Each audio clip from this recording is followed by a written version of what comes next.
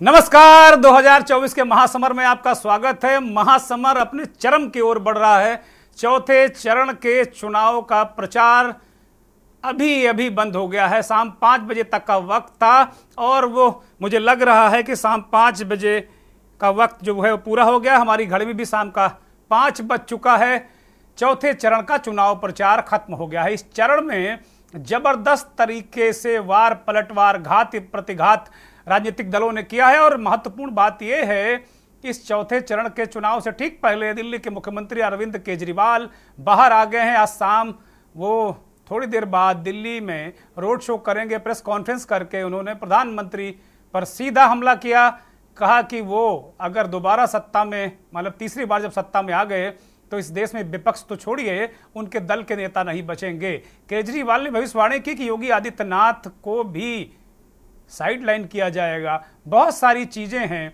चौथे चरण की वोटिंग के लिए अगर कहा जाए तो कुल मिलाकर जो प्रचार है वो बंद हो गया है और 13 मई को वोट डाले जाएंगे। 10 राज्य हैं और 10 राज्यों की 96 सीटें जहां पर ये प्रचार बंद हुआ है। इन पर अगर देखा जाए 10 राज्यों में तो 1717 प्रत्याशियों के भाग्य का फैसला होगा। उत्तर प्रदेश की 13 सीटें हैं और इसमें 5 केंद्रीय मंत्री, एक पूर्व मुख्यमंत्री अखिलेश यादव लगातार चुनाव लड़ रहे हैं। चौथे चरण में उत्तर प्रदेश की 13, मध्य प्रदेश की 8, आंध्र प्रदेश की 25, तेलंगाना की 17, महाराष्ट्र की 11 सीटें, पश्चिम बंगाल के 8, बिहार की 5 सीटें, झारखंड की 4 सीटें, ओडिशा की 4 सीटें, जम्मू कश्मीर की 1 सीट पर वोट डाले जाएंगे। चौथे चरण की वोटिंग के लिए जो प्रचार है वो अब थम चुका है और कुल मिलाकर उत्तर प्रदेश में इस चरण में जो एक तरीके से जो जमीन है राजनीतिक वो बड़ी महत्वपूर्ण है। कन्नौज है, फरक्काबाद है, इटावा है, कानपुर है, उन्नाव है। ये एक सेंट्रल यूपी है। अवध और पश्चिम का टच लिए हुए ये इलाका है, ज़बरदस्त इलाका है। हालांकि यहाँ की ज़्यादा से ज़्यादा सीटें अगर देखा जाए तो वो सीटें कुल मिलाकर वो सीटें हैं जो भाजपा के कब्जे में रही हैं। 13 की 13 सीटें जो इस बार चुनाव होना है वो बिल्कुल लगातार जो 13 की 13 सीटों पर भारतीय जनता पार्टी जीती थी। लेकिन चौथे चरण में जातियों की बयार बह रही है और चुनावी इस बयार में जातियों पर रार भी हो रही है। महाराणा प्रताप जयंती परसों थी। महाराणा प्रताप की जयंती को लेकर क्षत्रिय समाज के लोगों को परेशान किया गया, ऐसा तमाम क्षत्रिय संगठनों का आरोप है। कन्नौज, फरक्काबाद, इटावा, एटा, औरैया, इन जिलों में तमाम हमारे पास खबरें आई, बहुत सारी चीज़ें आई कि क्षत्रियों के कार्यक्रम नहीं होने दिए गए। महाराणा प्रताप विधूना में एक बड़ा वाकया हुआ, वहाँ पर पूर्व मंत्री ओम प्रकाश सिंह को जाना पड़ा, जूही सिंह को जाना पड़ा। वहाँ गौरव रघुवंशी नाम के क्षत्रिय नेता एक कार्यक्रम कर रहे थे और महाराणा प्रताप की जयंती पर वो बाड़मेर से चुनाव लड़ रहे रविंद्र भाटी को उन्होंने बुलाया था। तमाम क्षत्रिय लोगों को वहाँ आमंत्रित किया गया था, लेकिन महाराणा प्रताप को श्रद्धा सुमन क्षत्रिय नेता और उनके हजारों समर्थक नहीं दे पाए क्योंकि पुलिस ने वो कार्यक्रम नहीं होने दिया। गौरव रघुवंशी का पेट्रोल पंप घेर लिया, उनको घर में घेर लिया, बहुत सारी चीज़ें हुई। गौरव का आरोप है कि लोग चाहते थे कि वो भारतीय जनता पार्टी के पक्ष में क्षत्रियों का ये सम्मेलन या कार्यक्रम करें, लेकिन वो अपने महापुरुष, इस देश के हिंदू हृदय सम्राट, हिंदुओं के सबसे बड़े राजा, हिंदू संस्कृति को सबसे बड़े आगे बढ़ाने वाले महाराणा प्रताप को श्रद्धा सुमन अर्पित करना चाहते थे। और वो सवाल उठाते हैं तमाम क्षत्रिय नेता कि भाई भारतीय जनता पार्टी के लोग ये कहते थे कि समाजवादी पार्टी की सरकार में कांवड़ यात्रा, तमाम जवारे नहीं निकल पाते थे, एक वर्ग विशेष के जुलूस निकलते थे, ये भी होता था, महापुरुषों की जयंती और कार्यक्रम नहीं होने दिए जाते थे। लेकिन अब तो बीजेपी का ही राज है। महाराणा प्रताप आराध्य हैं, पूज्य हैं, वो खाली क्षत्रियों के नेता नहीं हैं। महाराणा प्रताप ने पूरी कौम के लिए ये काम किया है। बहुत सारे जो समाज की रक्षा की उन्होंने, घास की रोटियां खाई, तो अपने परिवार का बलिदान किया उन्होंने। उनको केवल क्या क्षत्रियों के कुनबे में समेट दिया गया है। बात ये दीगर है कि क्षत्रिय लोग ज़्यादा संख्या में उनका मनाते हैं, पूरे देश में उनका कार्यक्रम करते हैं। कल परशुराम जयंती थी, वहाँ से तो कोई खबरें नहीं आई, ये सवाल लोग उठा रहे हैं, उसमें कहीं कोई दिक्कत नहीं हुई किसी को। तो क्षत्रिय इस बात को लेकर नाराज है, खासतौर पर फर्रुखाबाद, इटावा, कन्नौज, कानपुर देहात का जो इलाका है, जो कन्नौज लोकसभा क्षेत्र में आता है, जो भी 13 जो संसदीय क्षेत्र हैं जहां वोट पड़ने हैं, वहां इनको लेकर कानपुर में भी, कानपुर नगर में भी 13 को पढ़ने हैं, उन्नाव में भी पढ़ने हैं, उन्नाव में भी इस तरीके की चीज़ें निकल कर आई हैं। तो ये जो 13 सीटें हैं, इनमें चौथे चरण में जातियों के बयार है। ये न केवल क्षत्रियों का विरोध मुखर होकर सामने आया इसलिए दिख रहा है, बहुत सारे निषादों की नाराजगी फर्रुखाबाद में है, इसी तरीके से कुर्मियों की नाराजगी कन्नौज में है, बहुत सारे लोग ब्राह्मण और क्षत्रिय नाराज हैं उन्नाव की सीट पर, कानपुर देहात में भी दिक्कतें हैं। तो ये पूरा जाति, इसको जाति कुनबे में करने की कोशिश की गई है। अभी जातियों से किसका फायदा हो रहा है, किसका नुकसान हो रहा है, वो लोग जाने। लेकिन ये जो पूरा डैमेज कंट्रोल करने के लिए गृह मंत्री राजनाथ सिंह, क्षत्रियों के बड़े नेता उन्हें कहा जाता है, क्षत्रियों का चेहरा कहा जाता है, उनका आज फर्रुखाबाद में रोड शो था।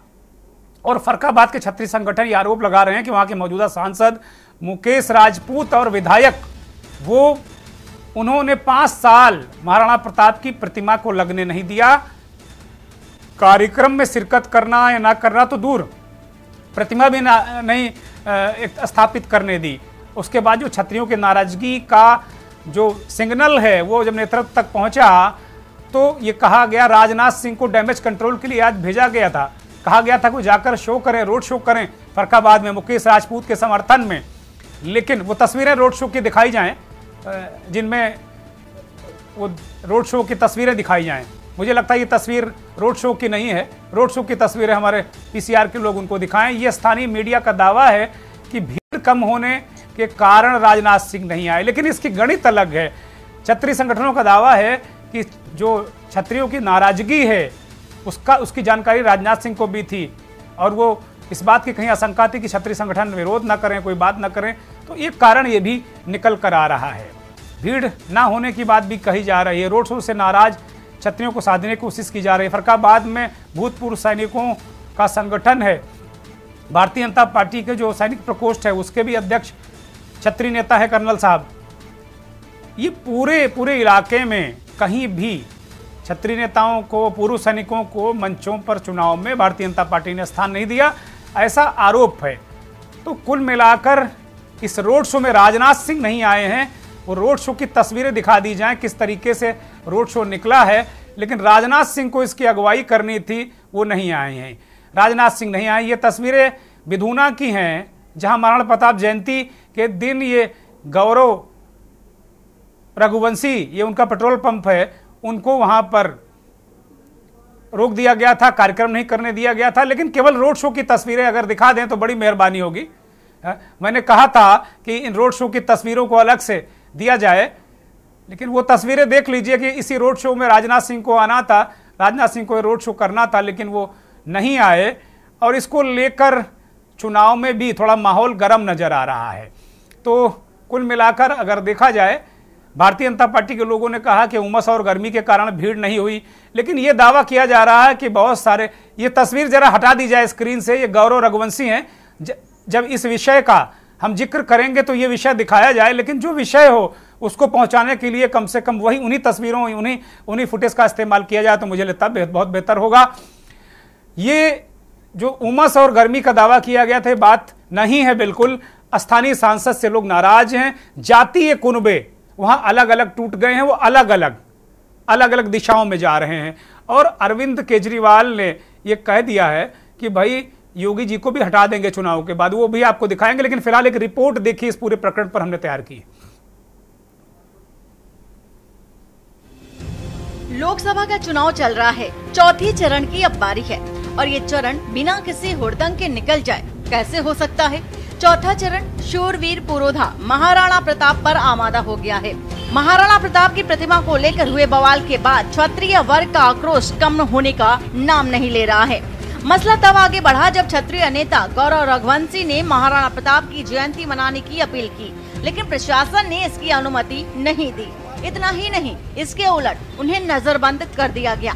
अखिल भारतीय क्षत्रिय महासभा के नेता गौरव रघुवंशी ने बताया कि महाराणा प्रताप की जयंती न मनाने देना बेहद चिंताजनक है।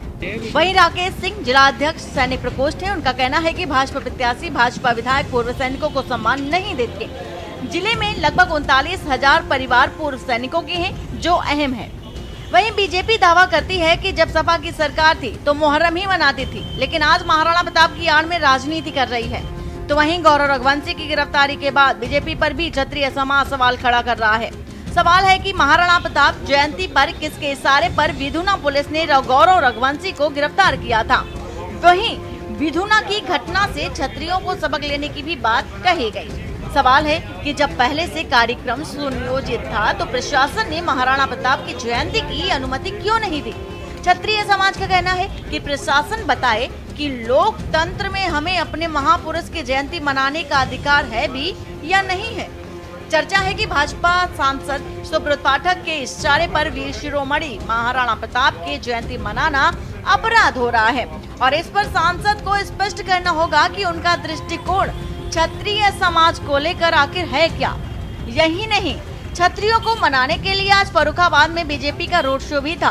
रोड शो में रक्षा मंत्री राजनाथ सिंह को पहुंचना था, लेकिन ऐन वक्त पर उनका रोड शो का कार्यक्रम रद्द हो गया और राजनाथ सिंह नहीं पहुंचे। तो ऐसे में अब ये भी सवाल उठ रहा है कि क्षत्रियों को लेकर इतना बवंडर आखिर क्यों है। इस बार के चुनाव में क्षत्रिय आखिर केंद्र बिंदु क्यों माने जा रहे हैं और क्षत्रियों को मनाने के लिए सत्ताधारी पार्टी अब क्या करेगी। स्पेशल डेस्क की न्यूज इंडिया।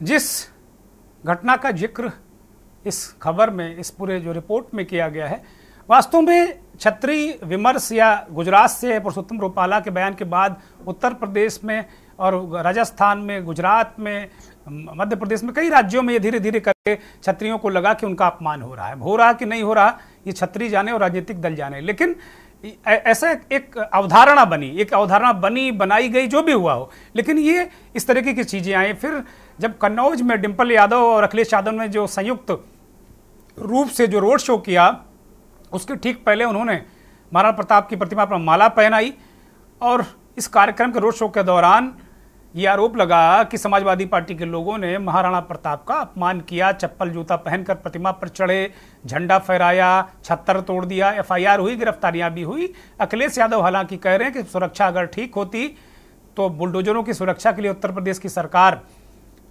पुलिस लगाती है, लेकिन महाराणा प्रताप की सुरक्षा प्रतिमा के लिए उन्होंने नहीं लगाई। हो सकता है कुछ लोगों ने ऐसा किया हो, वो निंदनीय है।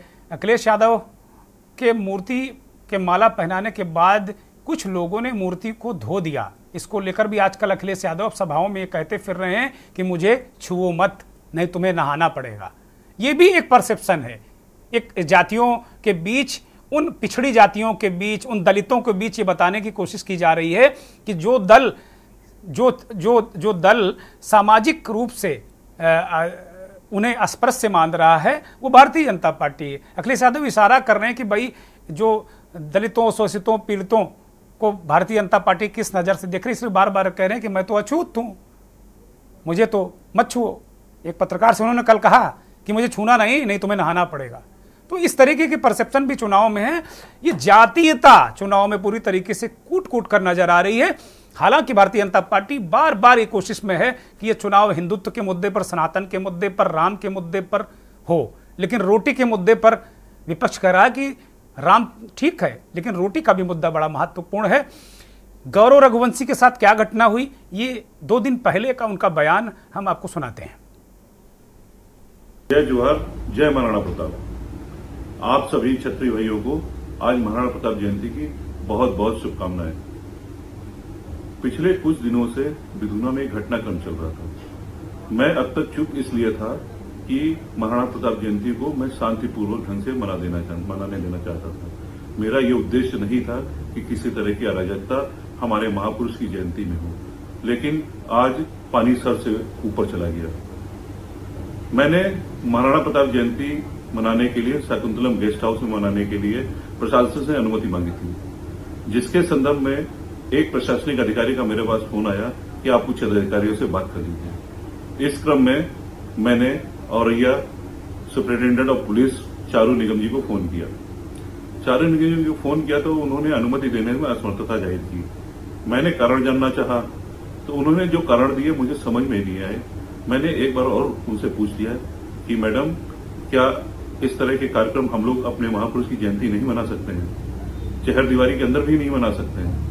इतने में उन्होंने कहा कि इसको पाबंद करो।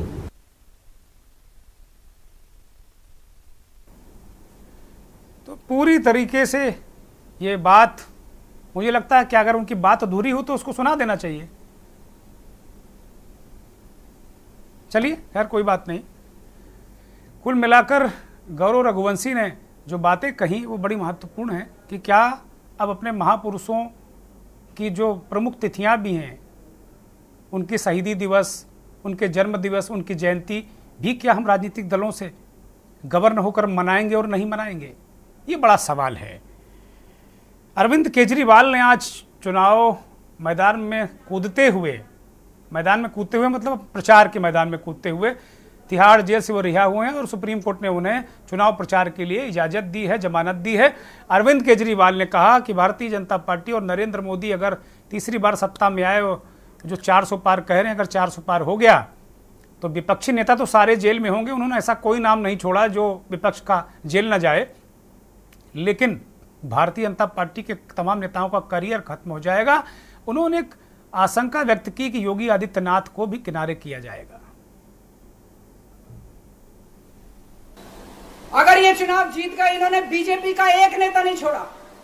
आडवाणी जी की राजनीति खत्म कर दी इन्होंने, मुरली मनोहर जोशी की राजनीति खत्म कर दी, सुमित्रा महाजन की, शिवराज सिंह चौहान जिसने मध्य प्रदेश का चुनाव जीत के दिया इन लोगों ने, शिवराज सिंह चौहान ने उसको मुख्यमंत्री नहीं बनाया, उसकी राजनीति खत्म कर दी। वसुंधरा राजे की राजनीति खत्म कर दी इन्होंने, खट्टर साहब की राजनीति खत्म कर दी, डॉक्टर रमन सिंह की राजनीति खत्म कर दी। अब अगला किसका नंबर है? योगी आदित्यनाथ। अगर ये चुनाव जीत गए, मेरे से लिखवा लो, 2 महीने के अंदर उत्तर प्रदेश का मुख्यमंत्री बदल देंगे। योगी आदित्यनाथ की राजनीति खत्म करेंगे, उनको भी निपटा देंगे।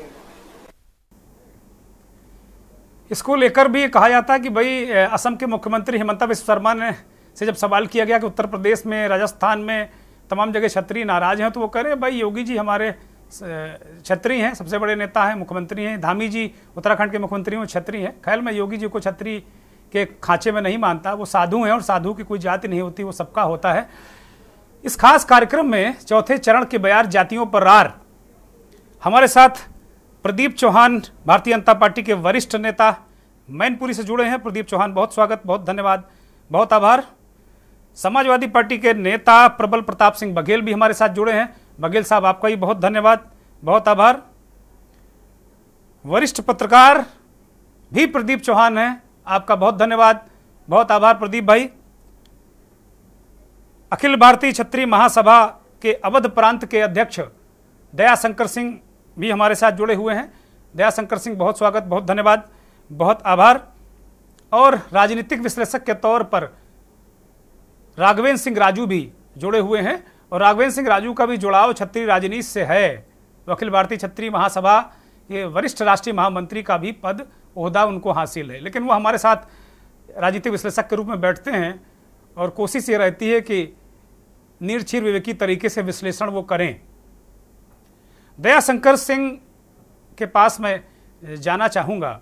दयाशंकर सिंह, क्या किसी महापुरुष का शहीदी दिवस हो, जन्म दिवस हो, जयंती हो, क्या अब राजनीतिक दलों से पूछकर हमें मनाना पड़ेगा? क्या किस राजनीतिक दल को कौन सा दिवस सूट करेगा? क्या वो समाज, चाहे वो क्षत्रिय हो, चाहे ओबीसी वर्ग के लोग हों, निषाद हों, कश्यप हो, काची हो, कुमार हो, क्या अब ये सब लोग, चाहे लोधी हों, क्या अब इन सभी वर्गों को, भारत एक गुलदस्ता है, तमाम जातियों धर्मों से बना है, तो क्या अब अनुमति लेनी पड़ेगी भाई कि अब फलाजी नेताजी अगर कहें और उनको सूट नहीं कर रहा लोकसभा में, तो भाई साहब आप नहीं मना सकते? पुलिस चली जाएगी, आपका पेट्रोल पंप खोद देगी, आपका घर खोद देगी, आपका टेंट उखाड़ फेंकेगी। बदायूं में भी क्षत्रिय सभा की एक रैली थी पिछले दिनों, एक सम्मेलन था, क्षत्रियों का, उसकी भी रैली टेंट उखाड़ फेंका गया।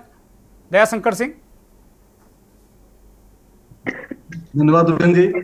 जी, ये उसे हम दुर्भाग्य ही कहेंगे कि अगर लोकतांत्रिक व्यवस्था की हम बात करें, महाराणा प्रताप एक उदाहरण है।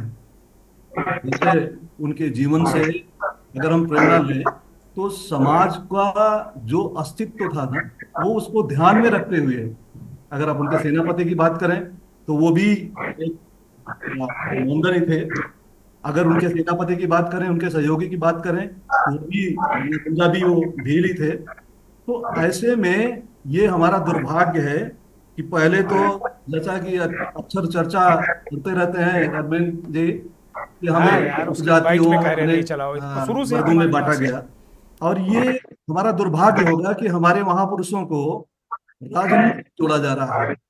और इसका राजनीतिक लाभ, मैं तो ये कहूंगा ना कि ये राजनीतिक लाभ लेने के लिए ऐसा हो रहा है, लेकिन एक ये सिद्ध प्रयास है और इसको कदापि नहीं होना चाहिए।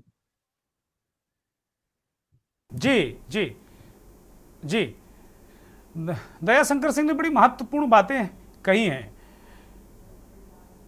प्रदीप चौहान, भारतीय जनता पार्टी के नेता प्रदीप चौहान, आपका राजनीतिक दल इस बात का बार बार दावा करता है कि साहब इस प्रदेश में, उत्तर प्रदेश में, और ऐसा हुआ भी है, मैं ये नहीं कहता कि केवल दावा है, कि भाई कांवड़ यात्रा नहीं निकल सकती थी, जवारे नहीं निकाल सकते थे, आप कोई अपने महापुरुष का कोई कार्यक्रम नहीं कर सकते थे। इतनी बंदिशें थी समाजवादी पार्टी की सरकार में, एक वर्ग विशेष को वो तुष्टिकरण करते थे। लेकिन महाराणा प्रताप भी बहुत बड़े फिगर हैं इस देश के, और आप लोग उन्हें हिंदू हृदय सम्राट के रूप में प्रस्तुत करते हैं, हिंदुओं के सम्राट के रूप में कहा जाता है, हिंदू सम्राट महाराणा प्रताप, हिंदू सम्राट पृथ्वीराज चौहान, इस तरह भी प्रस्तुत किया जाता है। अपना अपना नजरिया है, कौन कैसे देखता है। अब उन महाराणा प्रताप की जयंती के लिए इतनी जद्दोजहद कि भाई अगर कोई प्रत्याशी नहीं चाहेगा तो गौरव रघुवंशी का टेंट उखाड़ फेंका जाएगा, अगर कोई प्रत्याशी नहीं चाहेगा तो बदायूं में क्षत्रियों का सम्मेलन नहीं होने दिया जाएगा, ये किसी जाति का अगर कोई अपने महापुरुष का सम्मान करने के लिए करा तो नहीं होने दिया जाएगा। कौन सी परंपरा है प्रदीप चौहान ये? नहीं, ये बिल्कुल मिथ्या आरोप हैं। इस तरह के आरोप भारतीय जनता पार्टी पे तो कम से कम नहीं लगाए जा सकते हैं। भारतीय जनता पार्टी हमारे जो राष्ट्र नायक है उनका सबका सम्मान करती है। और महाराणा प्रताप, बार बार मैं एक बात कह रहा हूं, भी पिछले शायद 2 दिन पहले भी आपके साथ एक डिबेट में था। एक तो आप लोग महाराणा प्रताप को जाने क्यों क्षत्रिय नेता बनाने पर तुले हुए हो। महाराणा प्रताप हमारी राष्ट्र के धरोहर हैं, वो कोई क्षत्रियों के अकेले नेता नहीं। ये संयोग है, समाज में कोई ना कोई किसी माता पिता की संतान होता है, कोई वर्ग कुल होता है। तो एक तो महाराणा प्रताप, ठीक है, सौभाग्य हमारा वो क्षत्रिय कुल में पैदा हुए, लेकिन आप योगी जी का वो बयान भूल गए क्या?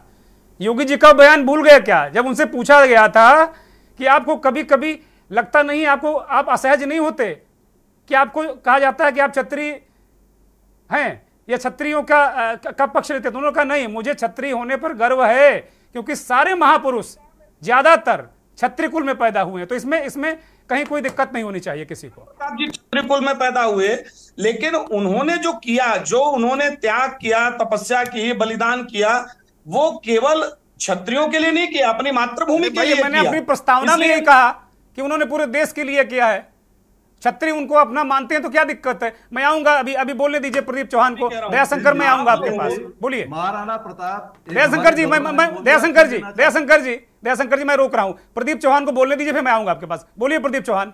दूसरा विषय, ये जो आप लगातार कह रहे हैं कि वो गुजरात से एक विमर्श चला, राजनीति होती है तो किसी के मुंह से कुछ निकलता है। मैंने उस दिन भी कहा था, सदन में भी लोग कह जाते कुछ, उसके बाद खेद प्रकट करते, माफी मांगते, कार्रवाई से निकाले जाते शब्द।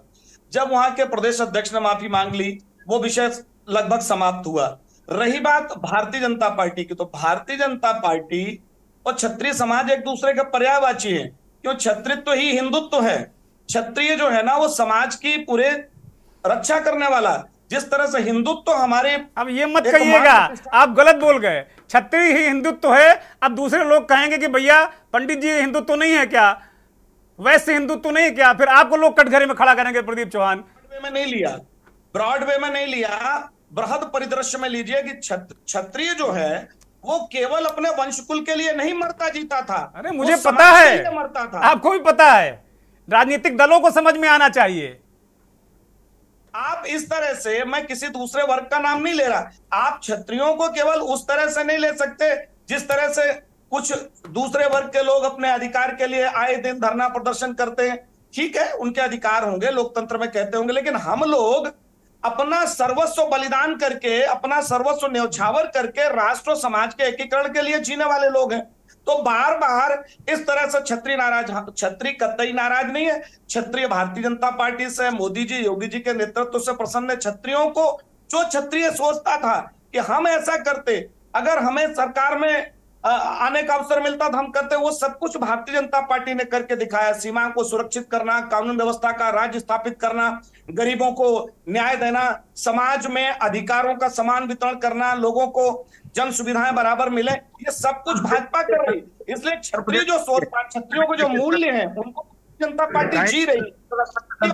ये कहना, बघेल जी रुकिए, जरा प्रदीप चौहान को बोलने दीजिए, इनका जरा पूरा संबोधन हो जाए, फिर मैं आ रहा हूं आपके पास। बघेल जी रुकिएगा, बोलिए। औरैया जनपद का क्या विषय था, क्यों रोका गया, क्यों अनुमति नहीं दी गई, कौन उसके पीछे था? अब जहां अखिलेश यादव चुनाव लड़ रहे हो, वहां निश्चित कुछ न कुछ तो करेंगे। मैनपुरी में उनकी इतनी बदनामी हो गई महाराणा प्रताप का अपमान करने के कारण, तो कुछ ना कुछ तो पेशबंदी करेंगे।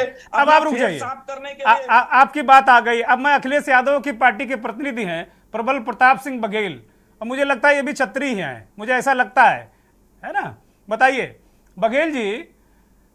जयंती उनकी, बघेल जी ये कह रहे हैं कि भाई वहां मैनपुरी में आप लोग मुंह की खा गए, और अब यहां पर आप लोग इस तरह का षड्यंत्र रच रहे हैं, लोगों को उकसा रहे हैं, क्षत्रियों को उकसा रहे हैं। बघेल साहब, बिल्कुल बिल्कुल ऐसा ही है, ऐसा ही है। ठीक है, प्रदीप चौहान रुक जाइए, प्रदीप चौहान रुकिए। ऐसा काम नहीं हुआ है कि हमारे समाज के पुरोधा का अपमान हो। वहां पे समाजवादी पार्टी के लोग गए और उन्होंने महाराणा प्रताप के ही पक्ष में उनको लेकर नारे लगाए, जय जयकार की। पहन के चढ़े प्रतिमा पर, उनके सीने पर झंडा गाड़ रहे थे, उनका भाला टेढ़ा कर दिया। अरे बोलने दो, आप लोग क्या विपक्ष का गला घोट दोगे? बोलने नहीं दोगे भाई? रुक जाओ भाई। प्रदीप चौहान, अब डिबेट में ठकुराई मत करो भाई, रुक जाओ। डिबेट में ठकुराई मत करो भाई, मैनपुरी का मैदान है पूरा। बोलो बघेल साहब। प्रतिष्ठा से कोई मतलब नहीं है, और वो एक हुए हैं। क्षत्रिय समाज पूरे देश में भाजपा के खिलाफ काम कर रहा है, उनको हराने का, और उनसे नाराज है। आप देख लीजिए राजस्थान में क्या हुआ, गुजरात में पुरुषोत्तम, अरे राजस्थान में क्या हैसियत है समाजवादी पार्टी की, राजस्थान में क्या है? अरे उत्तर प्रदेश की बात करो, क्षत्रिय समाज तो समाजवादी पार्टी के साथ, समाजवादी पार्टी के सभासद को भी नहीं जिताना चाहता है। एक तो है प्रदीप चौहान, ये क्यों भूलते हैं आप? प्रदीप चौहान ये क्यों भूलते हैं कि मुलायम सिंह की सरकार में 13 यादव मिनिस्टर थे और 11 क्षत्रिय मिनिस्टर थे? क्या उत्तर प्रदेश की सरकार में है इतने? उत्तर प्रदेश में है क्या इतने मौजूदा सरकार में? पिछड़ों का जो अपमान करते हैं, एक एक करके सब उनको छोड़ गए, एक एक करके सब छोड़ गए। कोई नहीं, सब हम लोग जुड़ गए। आप देखिएगा आज का परिदृश्य, बहुत बड़ी। ठीक है बघेल साहब, मैं रोक रहा हूं, प्रदीप चौहान आपको भी रोक रहा हूं, दोनों नेताओं को रोक रहा हूं, दोनों नेताओं को मैं रोक रहा हूं, और मुझे एक ब्रेक का इशारा हो रहा, मैं ब्रेक पर जाऊंगा। वास्तव में स्क्रीन पर भी वार पलटवार है, और मैदान में बड़ी महीन चालें चली जा रही जातियों को लेकर। एक ब्रेक ले रहा हूं, ब्रेक से लौट आए, सीधे रुख करेंगे दयाशंकर सिंह का, अखिल भारतीय क्षत्रिय महासभा के अवध क्षेत्र के अध्यक्ष हैं। दयाशंकर कुछ कहना चाह रहे हैं। दयाशंकर जी कृपया अपनी बात को रखिए, फिर मैं चर्चा को आगे बढ़ाऊंगा। का काम किया कि मैं केवल ये कहना चाह रहा था कि अगर हम कुछ चीजें हैं ना जिनको हम अलग हटके हमें देखना चाहिए। अगर हम महाराणा प्रताप की बात करते हैं तो ज्यादातर जीवन उनका कोल-भीलों के बीच में, आदिवासियों के बीच में बीता, और उन्होंने सर्व समाज के लिए काम किया। जैसा मैं पहले कह रहा था कि अगर उनके सेनापति की बात करेंगे ना, तो हकीम खां था जिसने सीधे अकबर के ऊपर अटैक किया। और अगर उनकी बात करेंगे तो राणा, वो तो सर्व समाज को लेके चलते थे। अगर मैं क्षत्रिय महासभा की तरफ से बात करूं तो मुझे किसी पार्टी से कोई लेना देना नहीं। आप हमारा जैसे बीच में बात हो रही थी ना, एक गौरव ही तो है। अगर गौरव भी आप ले लेना चाहते हैं तो कोई बात ही नहीं है। नहीं, प्रदीप चौहान कह रहे हैं अब गौरव मत लो, ये मत कहो कि क्षत्रियों से भी वो आते थे। प्रदीप चौहान कह रहे राजनीति के लिए ये त्याग करो दयाशंकर भाई, ये त्याग कर दो कि महाराणा प्रताप क्षत्रिय नहीं तो ये कहना शुरू करो, क्षत्रिय उसका गौरव अपने माथे पर ना लें। प्रदीप चौहान यही कह रहे हैं, राजनीति यही कह रही। मैंने आपसे कहा ना कि अखिल भारतीय क्षत्रिय महासभा के अवध प्रदेश अध्यक्ष के नाते अगर मैं बात करना चाहूंगा ना, तो महाराणा प्रताप को किसी पार्टी से न जोड़ें, और अगर लोकतांत्रिक व्यवस्था की आप बात करते हैं ना, तो वो आपको महाराणा प्रताप से सीखनी चाहिए।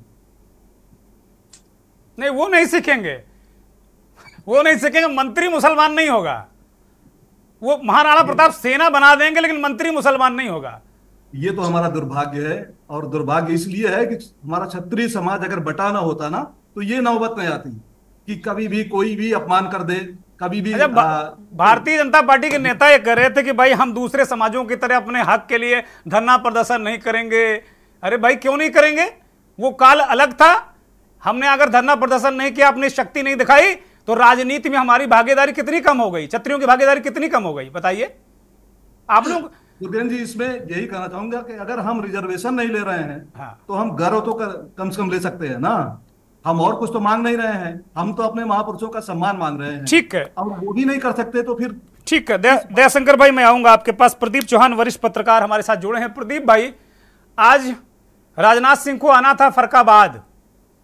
पिछले डिबेट में आपने कहा था राजनाथ को बीजेपी ने पोस्टर से गायब कर दिया, आज वो रोड शो में भी नहीं आए। प्रदीप चौहान जी, मैंने पहले ही आपसे कहा था कि राजनाथ सिंह को तो इन्होंने बिल्कुल ऐसे अलग कर दिया जैसे चाय में मक्खी निकाल के फेंक देते हैं, इस तरह से उनको अलग कर दिया।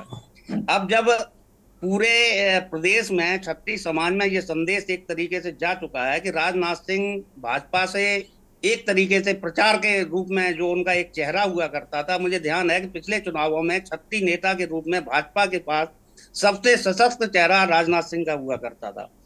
और उनकी सभाएं, अगर मैं मैनपुरी की बात करूं तो मैनपुरी के जो क्षत्रिय बाहुल्य गढ़ कहे जाते हैं, चाहे वो जासमई हो, चाहे वो पतारा क्षेत्र हो, चाहे वो नौनेर क्षेत्र हो, ये बहुत बड़े क्षेत्र हैं क्षत्रियों के। इनमें राजनाथ सिंह की सभा की हर प्रत्याशी मांग करता था और वहां सभाएं लगाई जाती थी। अगर इस चुनाव की बात करें तो मैंने तो बात भी की, भाजपा के जो पदाधिकारी है उनसे मैंने पूछा भी कि भाई इस बार राजनाथ सिंह को नहीं बुलाया गया, तो बड़ा आश्चर्य हुआ ये सुन के कि उनकी एक भी मीटिंग के लिए उन्हें बुलाया तक नहीं गया, मांगी तक नहीं गई उनकी। डिमांड नहीं है, मतलब राजनाथ सिंह की डिमांड कम हो गई, ये कहना चाह रहे हैं। अब सवाल यह है, जब आप एक तरीके से उनको उससे फलक से अलग ही कर दोगे, राजनीतिक अपने संगठन से एक तरीके से उन्हें अलग कर दोगे, तो क्षत्रिय क्यों उन्हें बर्दाश्त करेगा भाजपा के रूप में? और मुझे लगता है यही कारण है कि क्षत्रिय वहां इकट्ठा नहीं हुआ, भीड़ नहीं हुई। जब भीड़ नहीं हुई है तो रोड को कैंसिल करना पड़ा होगा, जहां तक मेरा मानना जी। ठीक बात है। राघवेंद्र सिंह राजू जी, कुल मिलाकर केवल क्षत्रिय ही नहीं, मैं बहुत सारी, जैसे फरकाबाद की चर्चा हो रही थी तो वहां भी कुछ कुनबे, कुछ जातियां नाराज हैं। कन्नौज की भी स्थिति यही है। क्या जो ये नाराजगी है, क्या विपक्षी दल समाजवादी पार्टी और जो अन्य दल हैं, समाजवादी पार्टी उत्तर प्रदेश में है और उसी पर ये कहा जाता है कि समाजवादी पार्टी जातियों कुनबों की राजनीति करती है। हालांकि प्रधानमंत्री बार बार कह रहे हैं कि राहुल गांधी जातियों को भड़का रहे हैं। मुझे कांग्रेस पार्टी का इतना वजूद यहाँ उत्तर प्रदेश में दिखता नहीं है, लेकिन फिर भी क्या ऐसा आपको लग रहा है, जैसे क्षत्रियों वाला मुद्दा तो विमर्श में आ ही गया, लेकिन अंदर अंदर और सारी तमाम जातियां अपनी अपनी बातें कह रही हैं और वो एक तरीके से सन्नाटा खींचे हुए हैं। और अमूमन चुनाव के दौरान सुबह सुबह संघ की शाखाओं में भी कहीं ना कहीं चुनाव की चर्चा मिल जाती थी। आजकल मैं देख रहा हूं, जब जो शाखाओं से लोग आते हैं और फिर चाय की दुकान में बैठते हैं, तो चुनाव के विमर्श पर बहुत सारी चर्चाएं नहीं हो रही हैं। राघवेंद्र सिंह राजू। उचित है दुर्गेन जी, संघ और आरएसएस जितना एक्टिव रहता था उतना सक्रियता से खुल करके इस बार मैं देख रहा हूँ बहुत सी जगह उत्तर प्रदेश में मैंने दौरा किया तो मैंने देखा कहीं न कहीं हो सकता है कुछ नैरेटिव रहा हो। अब ये तो चूंकि आरएसएस के ही लोग बता सकते हैं, लेकिन जहाँ तक राजनाथ सिंह जी की बात है, फरकाबाद में ये निश्चित तौर पर महाराणा प्रताप जयंती पर जो संगोष्ठी हुई थी उसमें यहाँ पर स्वीकृत है महाराणा प्रताप की मूर्ति। अब ये बात अलग है जनप्रतिनिधि क्यों नहीं लगने देना चाहते मूर्ति को, और ये भी बात आई थी कि उसका फाउंडेशन का खर्चा, पर्यटन मंत्री माननीय जयवीर सिंह जी ने कहा था कि खर्चा तो यहाँ पर लिख करके भी दे दिया था संगठन में जिलाध्यक्ष राम बहादुर राठौर ने और संगठन के तमाम लोगों ने। अब ये था कि फरकाबाद सदर में लगे तो यहाँ के विधायक लिख के दे दें, लेकिन मुझे लग रहा है कि इसमें कुछ ना कुछ पैंच है और जनप्रतिनिधि उस मूर्ति को नहीं लगने देना चाहते। ये बहुत बड़ा विषय है जिसको लेकर के एक आक्रोश है लोगों में। और इसके बाद जहां तक आपने पूर्व सैनिक की बात उठाई, क्योंकि यहाँ 114 ए बटालियन, राजपूत रेजिमेंट, सिखलाई रेजिमेंट, इनमें क्षत्रिय भूतपूर्व सैनिक परिवार बहुत रहते हैं। फरकाबाद पूरे क्षेत्र में कई बार मौदाहा में राजनाथ सिंह जी कई कार्यक्रमों में आए और इसके बाद यहाँ पर बड़ी बड़ी रैलियां राजनाथ सिंह जी की पहले होती थी। आज उनका रोड शो था, हमको बताया गया कि बहुत भीषण गर्मी थी और कुछ स्वास्थ्य कारण भी उनका रहा और स्वास्थ्य कारणों की वजह से वो इस कार्यक्रम में शिरकत नहीं कर पाए। राघवेंद्र जी, गर्मी कहाँ थी? आप सुबह कह रहे थे कि फुहारे पड़ रही, पता नहीं कौन सी गर्मी थी। नहीं, वही मैं कह रहा हूँ, फुहारा सवेरे यहाँ पर राघवेंद्र जी आप रफू मत किया करो, कोई गर्मी नहीं थी। आप ही ने सुबह मुझे बताया था कि फुहारे पड़ रही हैं। हमारी आपकी जब फोन से बात हुई, भाई क्या हाल चाल है, और कहा अरे कहीं उत्तर प्रदेश भर में कहीं गर्मी आज नहीं है। देखिए दुर्गेंद्र जी, चुनावी गर्मी जरूर है, पसीने माथे पर आ रहे हैं। अब किसके आ रहे हैं आपको पता ही है। दुर्गेंद्र जी, ये बात तो सच है। कल केजरीवाल जी के तिहाड़ जेल से रिहा होने के बाद आज जैसे हनुमान जी के वो गए, लेकिन आज दिल्ली में भी बहुत तूफान आया, आंधी सा, और आपने देखा उसका असर हर जगह दिखा। तो आज उनकी बातों में भी आपने देखा कि उन्होंने बोलते बोलते बहुत सारी चीजों के प्रति सचेत किया। आज आपने देखा हरियाणा में भाजपा के राष्ट्रीय प्रवक्ता सूरजपाल अम्मू जी, जो अपने को माननीय रक्षा मंत्री जी का रिश्तेदार भी बताते थे, आज उन्होंने इस्तीफा दे दिया। कई समाचार पत्रों में प्रमुखता से छपा हुआ है। हमने उनसे भी बात की थी, हमने अभी उनसे बात की थी कि डिबेट में आ जाओ, तो कह रहे हैं हम जिम कार्बेट आ गए हैं परिवार के साथ। अब बताओ, कोई आदमी चुनाव में जिम कार्बेट जाता है क्या? कहने का तात्पर्य सिर्फ ये है कि नैरेटिव है, कुछ नाराजगियां हैं। और सैनिक प्रकोष्ठ के प्रदेश संयोजक माननीय कर्नल राजीव कुमार सिंह जी, जो आज लखनऊ में हैं, और उन्होंने कहा कि 1-2 दिन में हम बैठक बुला रहे हैं। मंचों पर सैनिक प्रकोष्ठ के पदाधिकारियों पर कहीं भी हर जिले में ये शिकायत मिली है कि वहां के ये हो सकता है कि ये राष्ट्रीय स्तर और प्रदेश स्तर से ये कमी ना हो, लेकिन जिला स्तर पर जिन जिलों में अगर सैनिक पूर्व प्रकोष्ठ के अधिकारी गण हैं, आपके संगठन से जुड़े हुए हैं, वो किसी भी पार्टी को, मैं किसी राजनीतिक दल की बात यह नहीं कहता हूं, लेकिन यहाँ पर निश्चित तौर पर है कि उन लोगों को पूरा सम्मान मिलना चाहिए। और फरकाबाद में तो खासतौर से यहाँ पर जब आप बता रहे 39,000, और मैं समझता हूँ एक डाटा हमारे सामने एक प्रस्तुत किया गया था, लखनऊ के एक सेमिनार में मैं गया था, और वो पूर्व सैनिक प्रकोष्ठ भारतीय जनता पार्टी का सेमिनार था। उसमें कर्नल साहब ने जो डाटा दिया था, पूरे उत्तर प्रदेश के 48 लाख कुछ हजार जो है पूर्व सैनिक उससे जुड़े हुए, बहुत बड़ी संख्या है उनकी। और पूर्व सैनिक बहुत निष्ठावान होता है, राष्ट्रप्रेमी होता है, तो उनके सम्मान में कोई कोताही नहीं बरती जानी चाहिए। और यहाँ पर अरे भाई, वो राष्ट्रप्रेमी है राघवेंद्र जी, बीजेपी मानकर चल रही है कि सारे राष्ट्रप्रेमी उनके साथ हैं, तो मंच पे बैठाने की क्या जरूरत है? दुर्गेंद्र जी, बात ठीक है आपकी, लेकिन इतना बड़ा जो वोट है, इतने बड़े वोट बैंक, छोटे छोटे वोट बैंक को तो आप साध रहे हैं, और इतने बड़े वोट बैंक को, जब वोट बैंक की ही बात हो रही है, वोट बैंक में कुर्सी पाने और चोला के रंग बदलने का जो दौर चल रहा है, तो अवसरवादिता ज्यादा खराब है या जातिवाद ज्यादा खराब है? आप खुद तय कर लीजिए कि जातिवाद ज्यादा खराब है या अवसरवादिता ज्यादा खराब है। अरे भाई ठीक है, आपने जो विधुना का मामला उठाया, क्यों 8 घंटे भाई उसको रोका गया, क्यों उसको थाने में बैठाला गया? क्या कोई राजनीतिक प्रोग्राम था? किसके इशारे पर उसको बंद किया गया? ये तमाम विषय दुर्गेंद्र जी जो आज आपने उठाए हैं, निश्चित तौर पर सारी मीडिया इन सब चीजों को, खास तौर से राजपूत समाज के जो चीजें हैं, नाराजगी है, नैरेटिव है, इनको अगर सही तरीके से बीजेपी को भी बहुत, अब पूर्वांचल के गल में चुनाव इसके बाद, कल चौथे चरण के बाद जब आप देखेंगे बढ़ेगा, तो वहां पर भी ये ऐसा नहीं है। स्थितियां रोजाना जो स्थितियां बदल रही हैं, और रोजाना जो आप देख रहे हैं प्रत्याशी भी बदल रहे हैं, तो जो तमाम जो चीजें बदल रही हैं और जिस तरीके से भाषा शैली में आदान प्रदान बदल रहा है, उनमें मुद्दे छूट गए हैं। ना कोई महंगाई पे बात करना चाहता है, विपक्ष कर रहा है, ना कोई रोजगार पे बात करना चाहता है। नहीं, कोई नहीं राघवेंद्र जी, मैं बाइफरकेट करता हूं, कोई नहीं, सत्ता पक्ष इस पर बात नहीं करना चाहता। विपक्ष का तो यही मुद्दा है, महंगाई, दवाई, सिंचाई, कमाई, बेरोजगार, भ्रष्टाचार। विपक्ष इसी मुद्दे पर चर्चा कर रहा है। संविधान, आरक्षण, विपक्ष की चर्चा यही है। सत्ता पक्ष जिसने 10 साल सरकार चलाई वो इन पर बात नहीं करना चाहता। जी, तो यही बात मैं बता रहा था आपको कि हमारे पास भी शिकायत आई थी, हमसे तमाम लोग मिले, जिलाध्यक्ष से लेकर के सब। तो हमने भाई माननीय जो भाजपा प्रत्याशी हैं, यहाँ के स्थानीय विधायक हैं, उनसे कहिए भाई महाराणा प्रताप की मूर्ति अगर नहीं लग रही आपकी और आपकी अपनी व्यक्तिगत कुछ समस्याएं हैं, उनका निराकरण कैसे होगा? क्योंकि 5 सांसद फरकाबाद में छत्री रहे हैं। अवधेश सिंह राठौर 2 बार रहे, चंद्रभूषण सिंह राठौर 2 बार रहे, संतोष भारती 1 बार राठौर रहे। 2,84,000 छत्री समाज का बहुत अहम वोट बैंक है फरकाबाद लोकसभा क्षेत्र में। और कन्नौज में भी 2.5 लाख मतदाता है। ऐसा नहीं है कि कन्नौज में मतदाता की कमी है। और यही स्थिति मैनपुरी में भी थी। मैनपुरी में लोग भले आंकड़े कम दिखाएं, लेकिन मेरा दावा है कि अगर वहां पर स्पष्ट जो 1931 के बाद जातिगत जनगणना नहीं हुई, जातियों अपभ्रंश है, वहां वही 3 लाख से अधिक छत्री निकलेगा। तो ये तमाम बातें दुर्गेन्द्र जी हैं।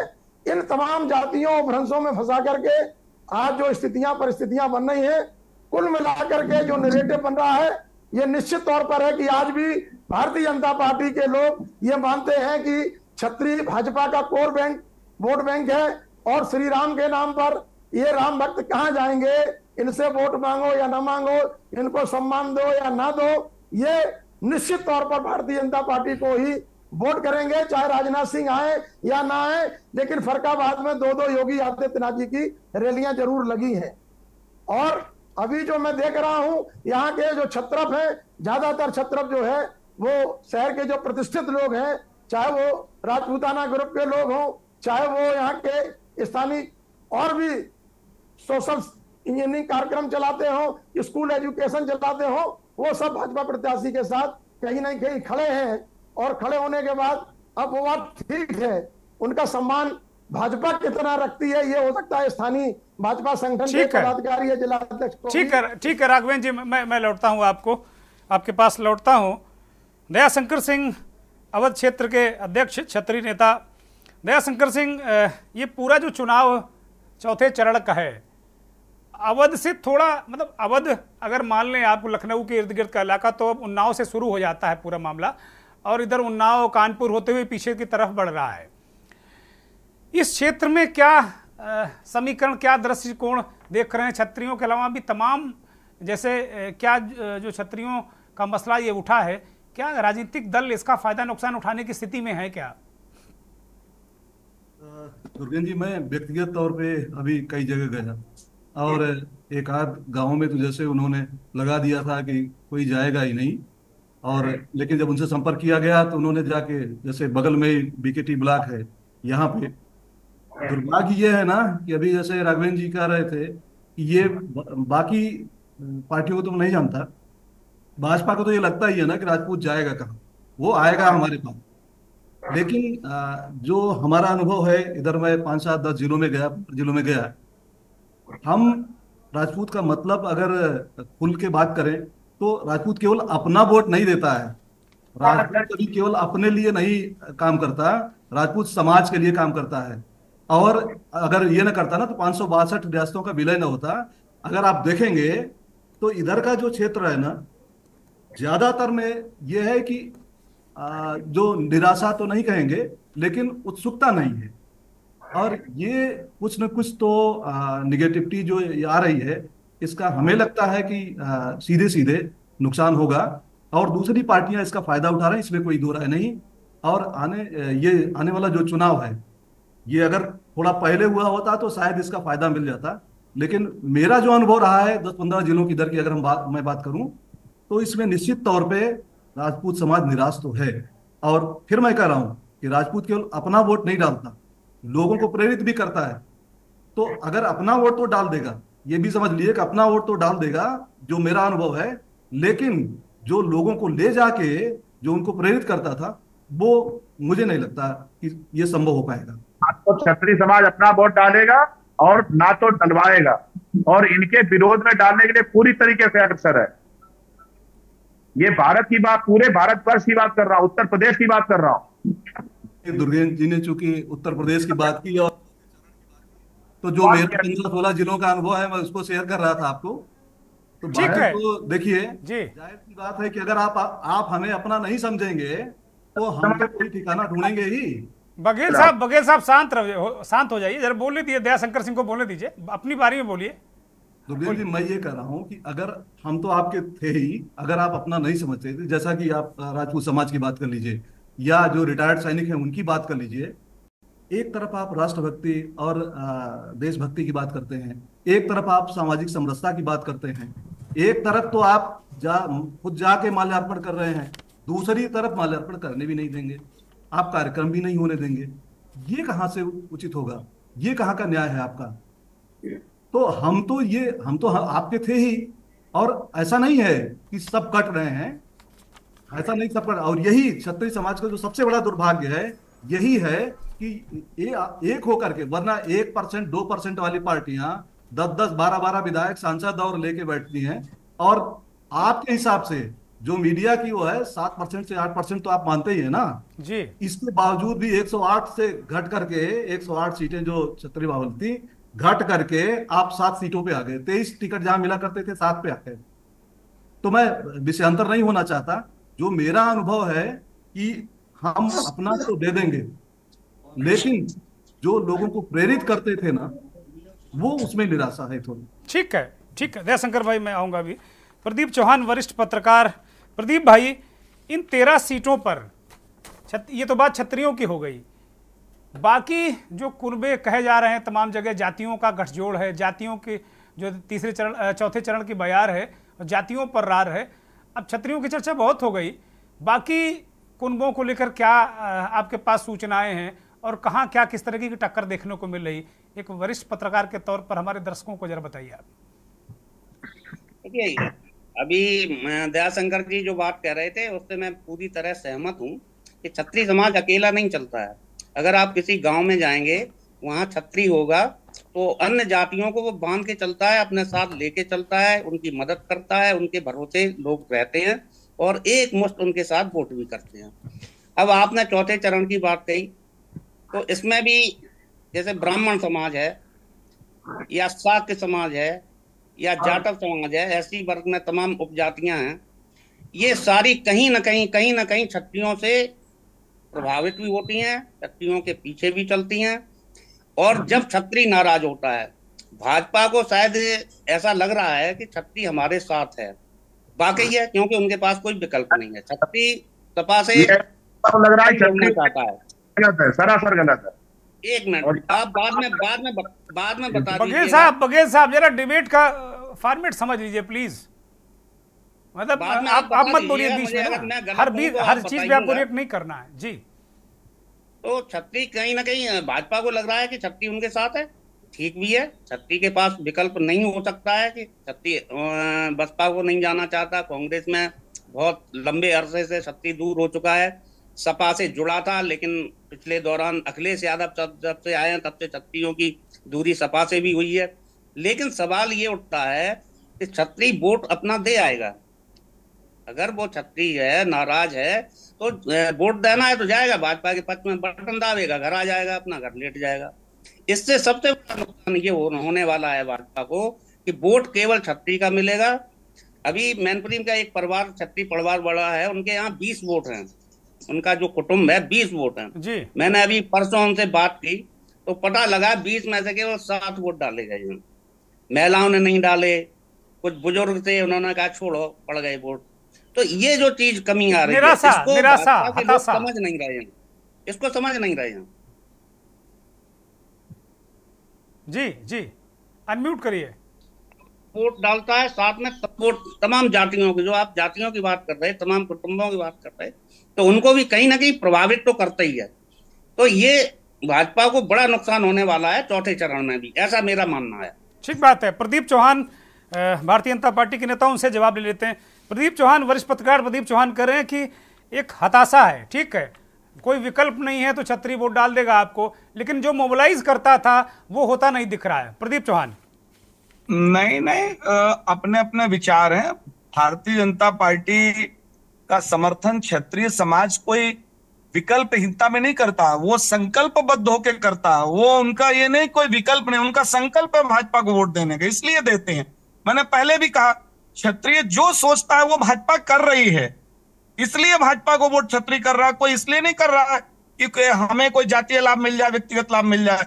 और रही बात सामाजिक लाभ की, ईडब्ल्यूएस कोई चर्चा नहीं करता। मैं तो कहता हूं हमारे जो क्षत्रिय समाज की राजनीति करने वाले लोग ये कभी नहीं चर्चा करते, जिससे समाज को इतना बड़ा लाभ हो रहा है शिक्षा में और नौकरियों में, कभी कोई चर्चा नहीं करता। ये भारतीय जनता पार्टी ने दिया ईडब्ल्यूएस सामाजिक उत्थान के लिए। अब इसकी कभी कोई चर्चा नहीं करेगा, किसको टिकट मिला नहीं मिला। अरे राघवेंद्र सिंह राजू, अब ईडब्ल्यूएस की चर्चा करो। कहां तलवार की बात कर रहे हो, भाला की बात कर रहे हो, अब आपको ईडब्ल्यूएस की चर्चा करनी पड़ेगी। आप भी जानते हैं इस लोकतांत्रिक प्रक्रिया में अगर 6 इंच से बड़ा वो चाकू लेकर के गए तो 25-27 आमचक में लग जाएगा। आप भी जानते, हम भी जानते, अगर कोई इलीगल तमंचा भी लेके चल दिया तो भी 25-27 आमचक लग जाएगा। भाला, तीर, तलवार वो प्रतीकों की राजनीति है, उससे समाज को शौर्य, साहस नहीं, उसी प्रतीकों की बात कर रहे हैं, प्रतीकों की बात कर रहे हैं। ऐसा थोड़ी कल से राघवेंद्र सिंह राजू भाला लेकर कंधे पे चलने लगेंगे, ऐसा तो नहीं होगा। दयाशंकर सिंह तलवार लेकर घूमने लगेंगे, ऐसा तो नहीं होगा। प्रदीप चौहान कोई ऐसा नहीं कि तोप लेकर घूमने लगेंगे। आज कोई विकल्पहीनता में भाजपा का समर्थन नहीं करता, क्षत्रिय समाज संकल्पबद्ध होकर भाजपा के साथ है। ठीक है, आ गई बात आपकी। दयाशंकर सिंह को ले रहा हूं, दयाशंकर कुछ कहना चाह रहे, बोलिए सर दयाशंकर। देखिए, मैं फिर वही कहूंगा कि क्षत्रिय समाज, अब विकल्प की जहां तक बात है, अगर विकल्प होता तो शायद ये समस्या ही न होती। अगर विकल्प होता तो कार्यक्रम करने से न रोका जाता। अगर विकल्प होता ना तो टिकट बंटवारे में भी ध्यान दिया जाता। हमें चुनाव नहीं है, लेकिन आज अगर समस्या है तो ये है कि विकल्प सही नहीं दिख रहा है। अन्यथा ये राजपूत समाज जो कभी कोई बहन बेटियों पे बोल दे रहा है, कभी कोई मूर्तियों पे आवरण करने पे या माला चढ़ाने के लिए रोक रहा है, तो ये हमारा दुर्भाग्य है। लेकिन हमको लगता है ना कि हर समस्या में कोई न कोई नया विकल्प निकलता है। इसी बहाने कम से कम हमारा क्षत्रिय समाज आगे के लिए सोचेगा कि आगे हम चल के क्या निर्णय लेंगे और कैसे काम करेंगे। ठीक है, राघवेंद्र जी अंतिम टिप्पणी कि भाई प्रदीप चौहान कह रहे हैं कि क्षत्रियों को ईडब्ल्यूएस से बड़ा लाभ मिला है, और आप लोग टिकट की बात कर रहे हैं, राजनीतिक भागीदारी की बात कर रहे हैं, वो कर रहे हैं ईडब्ल्यूएस ले, घर बैठ जाओ। प्रतिनिधित्व नहीं होना चाहिए, लेकिन राजनीतिक प्रतिनिधित्व तो कुछ लोगों को मिलेगा, ठीक है ना, लेकिन एक नीचे तक, माइक्रो लेवल तक पूरे समाज। ठीक है, मैं सहमत हूं प्रदीप भाई, मैं सहमत हूं। राघवेंद्र जी से जवाब ले लें, अब वक्त नहीं हमारे पास। राघवेंद्र बोलो। एक मिनट, राजनीतिक प्रतिनिधित्व न मिले कोई बात नहीं है, लेकिन पगड़ी तो न उछाली जाए। कोई पगड़ी नहीं उछालता, क्षत्रियों कोई पगड़ी नहीं उछाल सकता, जो उछालेगा उसको वो परिणाम। अब ये दम भाग गया, कोई नहीं उछाल सकता, इसीलिए उछल रही है, इसीलिए उछल रही है, क्योंकि करो कोई नहीं उछाल सकता। राघवेंद्र राजू अंतिम टिप्पणी बड़ी दिलचस्प। दुर्गेन जी, ये तो नहीं, राघवेंद्र राजू रोक रहा हूं, प्रदीप चौहान कुछ कह रहे हैं, वरिष्ठ पत्रकार। राघवेंद्र राजू रुकिए जरा, बोलिए प्रदीप चौहान। दुर्गेन जी, 13 चरणों का जो प्रण है और राजनीतिक दलों का प्रदीप चौहान रुक जाओ भाई, प्रदीप चौहान रुकिए, राघवेंद्र राजू बोल रहे हैं, बोलिए राघवेंद्र राजू। 13 सीटों का जो रण है, अब सुनाई नहीं पड़ रहा, आप लोग आपस में मत कहो, एक एक करके बोलो सबको। 13 सीटों का जो रण है, और निश्चित तौर पर किसका क्या गढ़ है, लेकिन मैं इतनी बात बता दे रहा हूं कि जो 13 सीटें हैं, इनमें बहुत निर्णायक भूमिका में क्षत्रिय समाज का मतदाता है, और यह निश्चित तौर पर देश के 104 सीटों पर क्षत्रिय मतदाताओं की संख्या बड़ी संख्या में है, और उत्तर प्रदेश के 33 लोकसभा क्षेत्र बिना क्षत्रियों के हित और अधिकारों के, और 80 ऐसे तमाम सुरक्षित सीटें भी हैं विधानसभा की कि जिनमें बिना क्षत्रिय मतों के। ठीक है राघवेंद्र राजू। अब प्रदीप चौहान वरिष्ठ पत्रकार कुछ कहना चाहते हैं, उसके बाद चर्चा को विराम देंगे। प्रदीप चौहान वरिष्ठ पत्रकार, अंतिम टिप्पणी इस कार्यक्रम की। ईडब्ल्यूएस अब रुक जाओ भाई, प्रदीप चौहान भारतीय जनता पार्टी के नेता, रुक जाओ भाई, अब हर चीज में जवाब नहीं लेंगे आप, रुको भाई। हम कहते हैं 131 लोकसभा और 1226 विधानसभा लगातार, और जो देश भर में है क्षत्रिय, इन पर पुनः परसीमन क्यों? ठीक है, बहुत बहुत शुक्रिया। वक्त इजाजत नहीं देता। वरिष्ठ पत्रकार प्रदीप चौहान जी आपका धन्यवाद। भारतीय जनता पार्टी के नेता प्रदीप चौहान आपका धन्यवाद। प्रबल प्रताप सिंह बघेल समाजवादी पार्टी के नेता हमारे साथ जुड़े, बहुत धन्यवाद। क्षत्रिय महासभा से दयाशंकर सिंह हमारे साथ जुड़े, आपका भी बहुत धन्यवाद, बहुत आभार। करोड़ों दर्शकों का आभार जिन्होंने कार्यक्रम को देखा। लेकिन बात यही है, चौथे चरण की बयार, जातियों पर रार, 13 तारीख को चौथे चरण का मतदान पूरे देश में होगा। के न्यूज़ की ये अपील है, एक पत्रकार के रूप में मेरी ये अपील है कि वोट जरूर डालिए, वोट डालने जरूर जाइए, अपने वोट का जरूर प्रयोग करिए। ये जो उंगली है ना, ये बड़े काम की है, ये उंगली बड़े काम की है। बस इसका इस्तेमाल आप सीख लीजिए, इसकी ताकत को आप समझ लीजिए, आपकी किस्मत बदल जाएगी। बहुत बहुत धन्यवाद, नमस्कार।